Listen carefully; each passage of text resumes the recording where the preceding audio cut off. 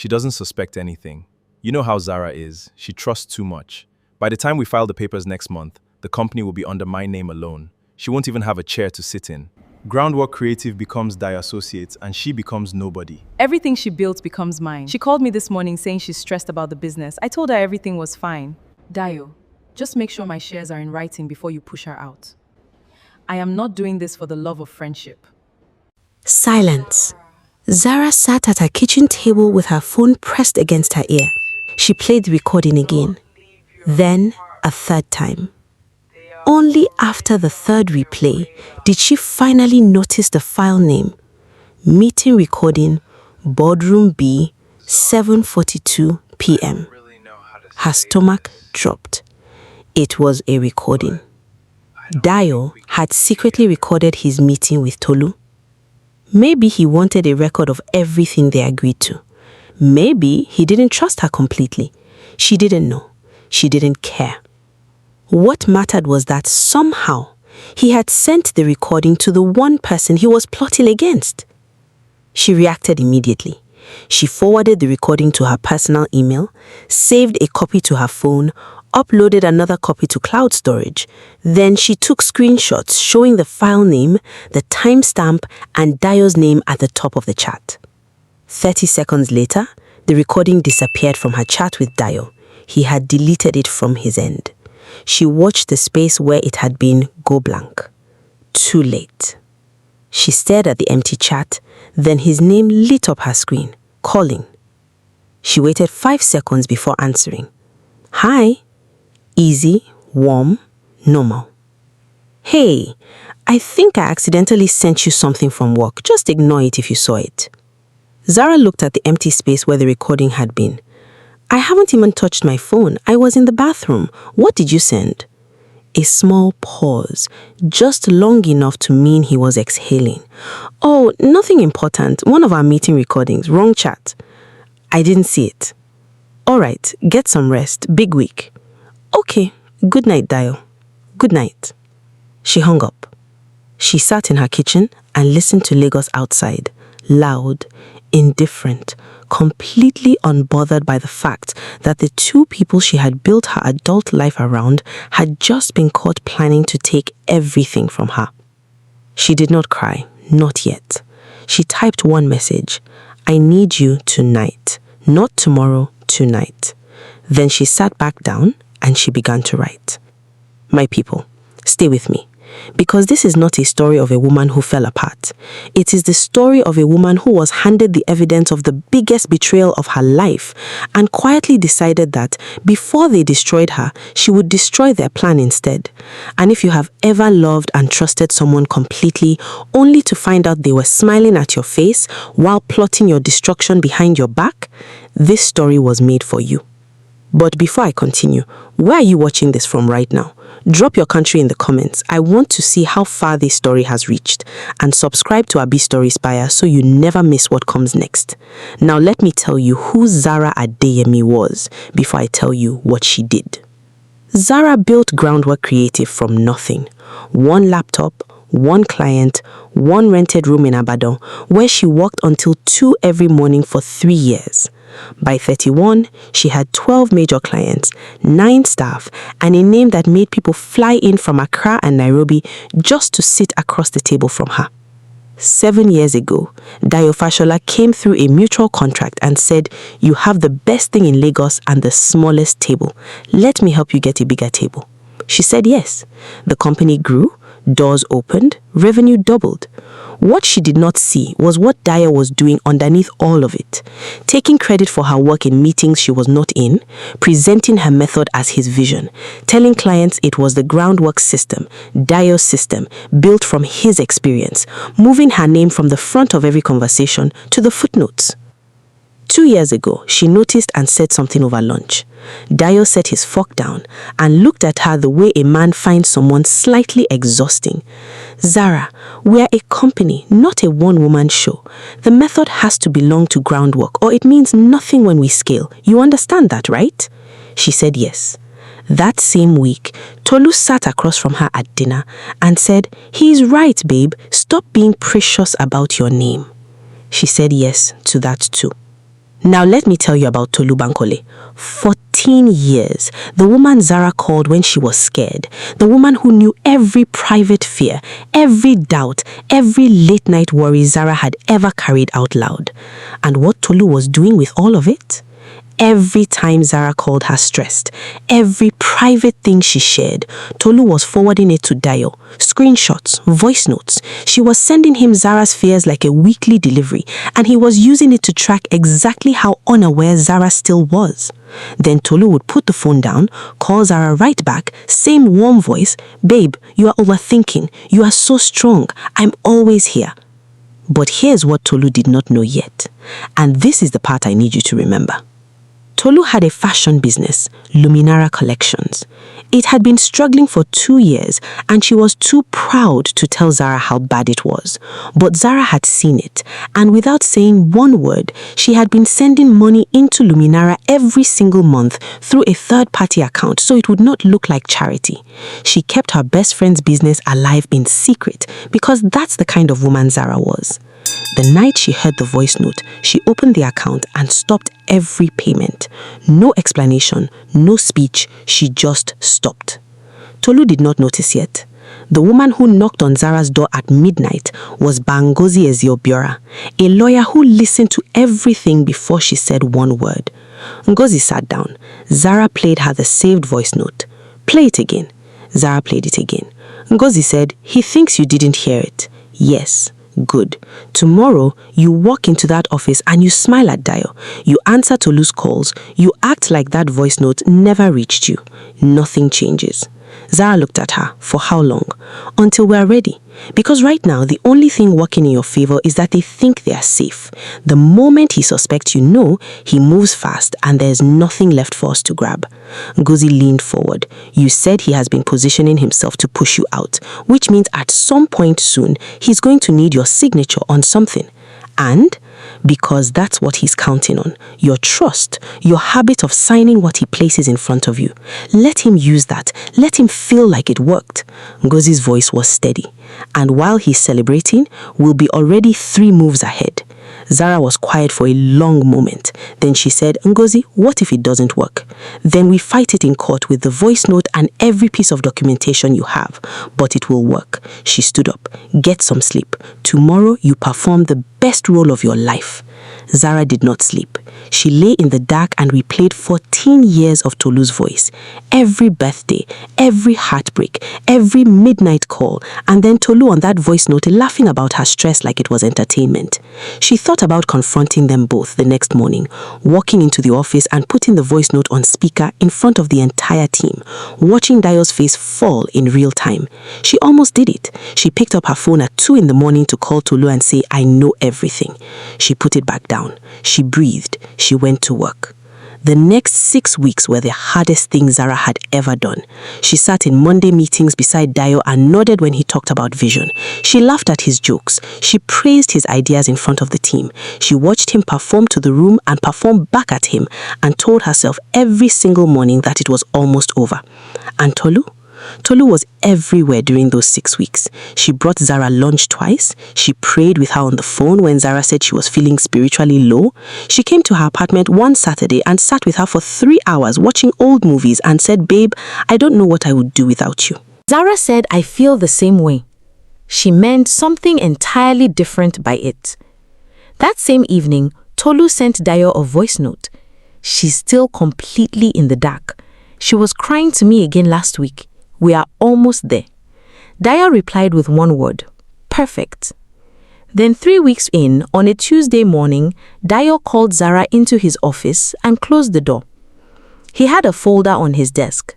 "Zara," he smiled, easy, warm, the smile she had trusted for 7 years. "I need you to sign off on some administrative paperwork today. Our accountant needs it before end of month.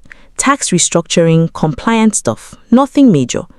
He slid the folder across the desk. Zara looked at it. Her chest was completely still. Of course, she opened the folder. Pages of dense legal text, the kind of document most people skim because they trust the person who handed it to them. She skimmed it. She picked up his pen. She signed. She initialed each page where he pointed. She closed the folder and slid it back. Dayo picked it up and said, "Thank you. I know it is a lot of paperwork, but you know how accountants are." She laughed. "Tell me about it." She walked back to her desk. The moment she sat down, she texted Ngozi under the table. "He just had me sign something. I didn't read it. I need to know what it was." Ngozi replied in 4 minutes, "I will find out by tomorrow." Ngozi found out by that evening. She called Zara. It was not tax paperwork. Zara already knew, but hearing it said out loud was different. Her hand tightened on the phone. What was it? A full ownership transfer. You just signed Groundwork Creative over to Dayo Fashola as sole director, effective immediately. Your name is now off the company you built. The line was quiet for a long time. Then Zara said, "Okay. Just okay." "Ngozi," she paused, "it's not easy, but it is beatable." Zara said, "Then let's beat it." She hung up. She sat alone in her apartment and she cried. Not the composed kind, the real kind.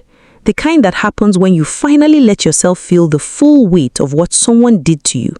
She cried for the 7 years, for the trust, for the pen she picked up without hesitation, because it had never once occurred to her that Dayo would look her in the eye and lie about what she was signing.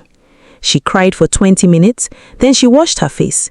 She called Ngozi back and she said, "Tell me exactly what you need from me and let's start tonight." What happened over the next 3 weeks would take too long to explain in full, but I will tell you the important parts. Ngozi built a case. The procedural errors in Dayo's filing gave them a legal opening. The voice note confirmed intent to defraud. The documented history of Zara's method going back years before the partnership confirmed ownership. And BC, Groundworks admin, who had quietly watched 7 years of Dayo taking credit for Zara's work and had never said anything because it was not her place, came to Zara one evening and placed a USB drive on her desk. "I have been keeping records," BC said, "just in case. I didn't know if I would ever use them, but I thought you should have them." Zara looked at her. "How long?" BC said, 3 years. On that drive were emails, internal memos, meeting recordings, 3 years of Dayo in writing presenting Zara's work as his own. Zara held the drive for a long moment. "BC," her voice was quiet, "thank you." BC said, "You always treated me like a person, not like furniture." Dayo, meanwhile, was celebrating. He told Tolu it was done. He told his contacts the rebrand was coming. He booked the venue for the big dinner. He even designed the new logo. He was so busy celebrating that he did not notice Zara had become very calm. He should have noticed that. The night of the dinner, Dayo had spared nothing. A hotel in Victoria Island, 60 guests, clients, press, industry contacts, everyone whose respect he had spent 7 years wanting while building it on someone else's foundation. Zara wore a deep wine dress and arrived exactly on time. Tolu was there in gold, glowing, setting. Zara hugged her at the door. Tolu held on an extra second and said, "You look beautiful. I'm so proud of you." Zara said, "Thank you. Stay close tonight. You will want to see this." Tolu smiled, thinking she meant the celebration. Dayo stood up to give his speech and the room went quiet. He thanked the clients. He talked about vision and legacy and what Groundwork had always been destined to become. He was smooth and confident, and he smiled the smile of a man standing on what he believed was solid ground. Tonight, I am proud to announce that Groundwork Creative is officially rebranded to Dayo Fashola and Associates under new sole ownership. I want to appreciate Zara Adeyemi, who recently transitioned out of the company. Zara, we thank you for your contributions. He began to clap. A few people joined in uncertainly. Zara stood up. The room went still. Dayo's smile held, but his eyes changed. She did not raise her voice. She reached into her clutch and placed 3 documents on the table. Then she looked around the room slowly, the way a woman looks at a room she has already decided she's done performing for. 3 weeks ago, Dayo placed a folder in front of me and told me it was tax paperwork. I signed it because I trusted him. What I actually signed was a full transfer of ownership of this company. She let that sit. What Dayo did not know when he walked out of that office celebrating is that obtaining a signature through deliberate deception is fraud, and that a fraudulently obtained document does not hold. Dayo's smile disappeared. My lawyer filed the challenge the same week. The procedural errors in his filing, combined with documented evidence of how that signature was obtained, and 3 years of internal records showing a coordinated plan to remove me from a company I built. She placed the USB drive on the table.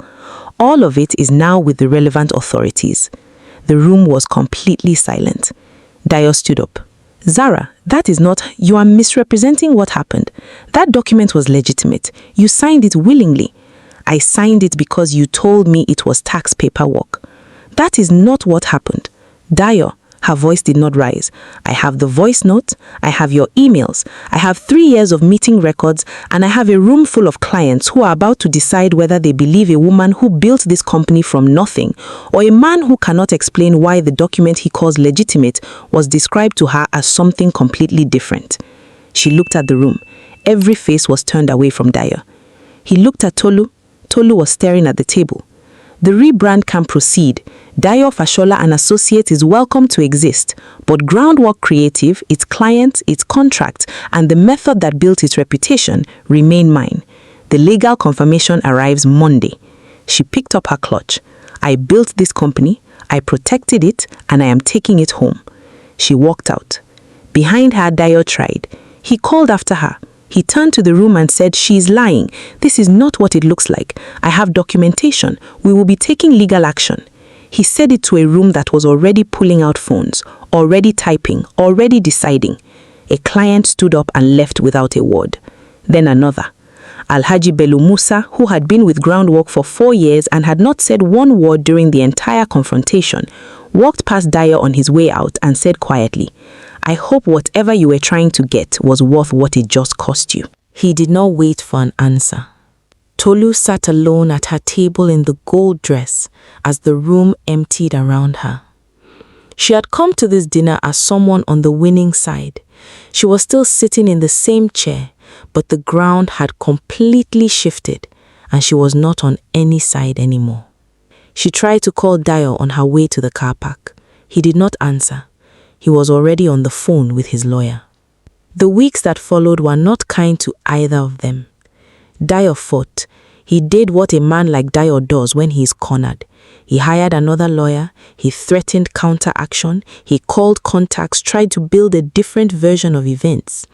He told people Zara had set him up, that she had planned this from the beginning, that he was the real victim. Some people entertained it for a few days. Then the records came out. 3 years of emails in his own words, meeting notes in his own handwriting, the voice note in his own voice. His second lawyer dropped him after reading the file. The clients did not come back. The press coverage was not what he had planned. The people who had nodded when he whispered about his big plan started returning his calls later and then stopped entirely. Dayo Fashola and Associates existed on paper. In reality, it was a name with nothing inside it. He sat in his apartment one night and understood something quietly and completely. That the life he had been performing for 7 years had not been his. It had been Zara's, extended to him through partnership. And when she took it back, he discovered that what he had actually built by himself was considerably smaller than he had spent 7 years believing. And Tolu? Luminara Collection started collapsing the way things collapse when they have been quietly kept alive by something that is no longer there. Quietly, then all at once. Her suppliers started calling.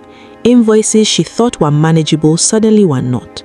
2 of her 3 staff resigned in the same week. She came to her shop one morning and found a disconnect notice on the door.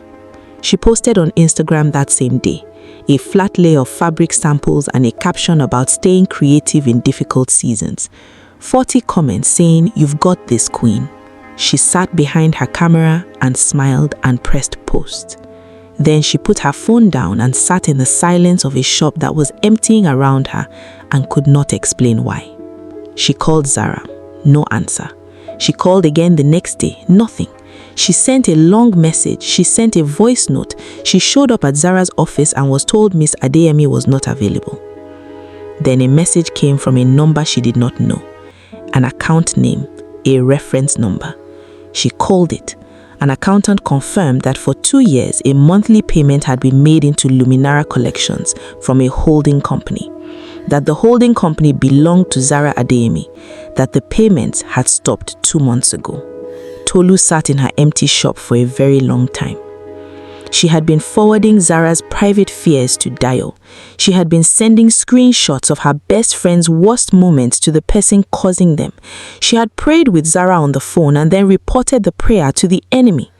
And the whole time, Zara had been keeping her life in secret, without asking for anything, without ever once letting Tolu feel like she needed saving. Tolu came to Zara's office on a Thursday afternoon. She walked past the receptionist. She pushed open the door. Zara looked up from her desk. Tolu opened her mouth, closed it, opened it again. I know there is nothing I can say. Then don't say anything. Tolu, please. Tolu, quiet, final. The voice of a woman who had already grieved this.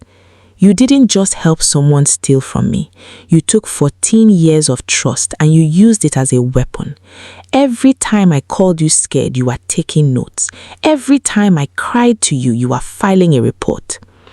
Tolu was already crying. I kept your business alive because I loved you. Not for credit, not so you would owe me, because I could not watch you struggle, and I did not want you to feel the embarrassment of needing help from me. Zara stood. That is who I was to you, and you took that woman and handed her to Dayo piece by piece. I know, Tolu said. Her voice was barely there. I know what I did. I forgive you. Zara said it simply. I already have, but forgiveness is not the same as an open door. This one is closed. She walked to her office door and held it open. I genuinely hope you rebuild, but I cannot be any part of how you do it. Tolu stood there for a moment. She walked out. Zara closed the door. She stood alone in her office. She breathed once. Then she walked back to her desk and sat down. On her screen was an email from her web developer sent 2 minutes ago. Subject: Groundwork Creative, website update live. She opened it. The home page had updated. Founder and CEO, Zara Adeyemi. She stared at it for a long moment. Then she opened a new document, put her name at the top, and began to write the next chapter. Dayo received the same automated email at 6:47 that evening. Website update notification, Groundwork Creative, founder and CEO, Zara Adeyemi. He stared at his phone, then he put it face down on the table. The elders say a man who built his house on another person's land will furnish every room and feel completely at home until the day the owner comes back with the title. And on that day, it doesn't matter how long he has been living there. It doesn't matter how much he decorated. The house was never his, and everything he put inside it leaves with the person it always belonged to. Dayo decorated for 7 years. Zara came back with the title. Now I want to hear from you. Tolu, was she worse than Dayo? Because Dayo was a business partner, but Tolu was the one she called at midnight when she was breaking. She took those calls, listened to every fear, and forwarded them to the enemy. Drop yes or no. Was Tolu the real villain? And that moment when Dayo handed Zara a pen and told her it was tax paperwork, he looked her in the eyes and lied. Do you think he ever loses sleep over that? Or do men like Dayo always find a way to make themselves the victim in their own version of the story? And the one that I really want you to answer.